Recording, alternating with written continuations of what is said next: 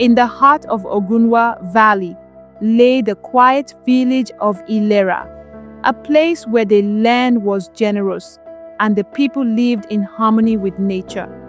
The villagers were simple folk, farmers, weavers, and herders whose lives followed the rhythms of the earth. They believed in the ancestors' wisdom and paid homage to the spirits who guarded their fields and homes.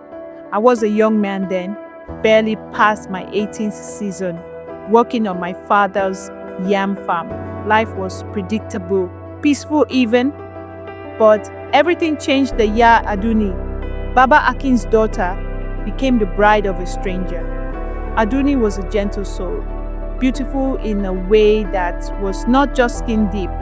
She had eyes like the calm evening sky and a smile that softened even the hardest hearts. Yet, despite her beauty, no man in the village dared to marry her. Whispers floated through the air like harmattan dust. Some said she was cursed, others claimed the spirits protected her for reasons unknown. One fateful evening, just before the harvest festival, a stranger rode into Ilera. His arrival was sudden, like a gust of wind that bends the tallest palm tree. He was tall and dark, with robes that shimmered like the river under the morning sun. His horse was a magnificent black steed with eyes that seemed to gleam with knowledge beyond this world. The villagers gathered at the square, curiosity thick in the air. The stranger dismounted gracefully and walked straight to Baba Akin's compound. I followed the crowd, eager to see what business this outsider had in our humble village. "My name is Oba," the stranger announced in a voice as smooth as palm wine. "I seek a wife, and I have heard of Adunni's beauty and virtue. I wish to marry her." The villagers gasped. Baba Akin, a modest farmer with little wealth, stood stunned. "Adunni is but a simple girl," he said cautiously. "We are not people of riches or great status." Oba smiled faintly. "It is not wealth I seek, but a pure heart. If she agrees, I will make her my bride and take her to my home beyond the hills." The murmurs grew louder. Who was this man? Where had he come from? Some whispered that he was a prince. Others insisted he was no mortal, but a spirit in disguise. Despite the rumors, Baba Akin gave his blessing, and to everyone's astonishment, Adunni agreed. "I will go with him," she said quietly, her gaze steady despite the uncertainty.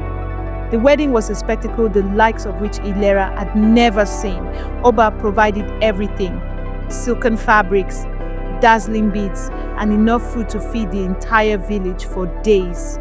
Drummers played until their fingers bled, and women danced until their feet ached. But through it all, Adunni remained calm, her face serene but distant. At dawn, Oba and Adunni mounted the black horse and rode away toward the hills. The villagers watched until they disappeared beyond the horizon, the horse's hooves leaving no tracks on the dusty path. Life in Ilera resumed its usual rhythm, but I often wondered about Adunni. Where had Oba taken her? Was she truly happy? No one knew, and Baba Akin rarely spoke of his daughter. Then, one moonless night, as I returned from a late visit to my uncle's farm, I saw a figure standing by the ancient baobab tree at the village's edge. My heart skipped a beat. It was Adunni. Her once radiant skin was pale, her eyes hollow, with a sadness that cut through me like a blade. "Adunni!" I called out in disbelief. She nodded weakly. "It is me, Olamide," she said, her voice barely audible. "What are you doing here?" I asked, fear creeping into my chest. "Where is Oba?" She shuddered. "He's not a man," she whispered. "He's a spirit bound to the forgotten lands. He lured me with promises of love, but his world is cold and lifeless. I fled, but he will come for me." A chill ran down my spine. Spirits were not to be trifled with. "We must go to Baba Aya," I said urgently. The village priest, Baba Aya, was a wise and ancient man, known for his knowledge of the spirit world.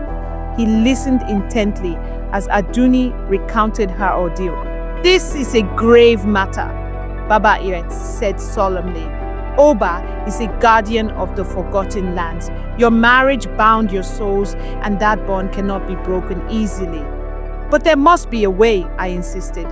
"There is," Baba Aya admitted, "but it is dangerous. If we fail, Oba will claim not only Adunni, but all who stand against him." Fear gripped me, but Adunni's pleading eyes gave me courage. "We will do it," I said firmly. That night, under the waning moon, we gathered at the sacred grove. Baba Ire drew a circle in the earth and lit a fire at its center.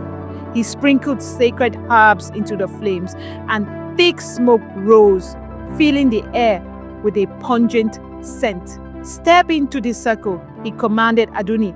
She hesitated, but obeyed. Baba Ire began to chant, his voice rising and falling like waves against the shore. The fire flickered wildly, and the ground trembled beneath our feet. Suddenly, a shadowy figure materialized at the edge of the grove. It was Oba. His once handsome face was now twisted with rage, his eyes glowing like embers. "She is mine," he roared. Baba Ire stood firm, his chants growing louder. "By the spirits of the land and the ancestors who guard us, I command you to release her." Oba lunged forward, but an invisible force held him back. He howled in frustration as the fire blazed brighter. Adunni cried out, her body convulsing as if something was being torn from her. Then, just as suddenly as it had begun, the fire died down and silence fell over the grove. Oba was gone. Adunni collapsed to the ground, tears streaming down her face. "It is done," Baba Ire said solemnly. "You are free." The village never spoke openly of that night, but Adunni's story became a cautionary tale. She returned to her father's compound, living a quiet life of peace and gratitude. And as for me, I never forgot the night I stood against a spirit to save a friend. It taught me that true courage is not the absence of fear, but the willingness to act despite it.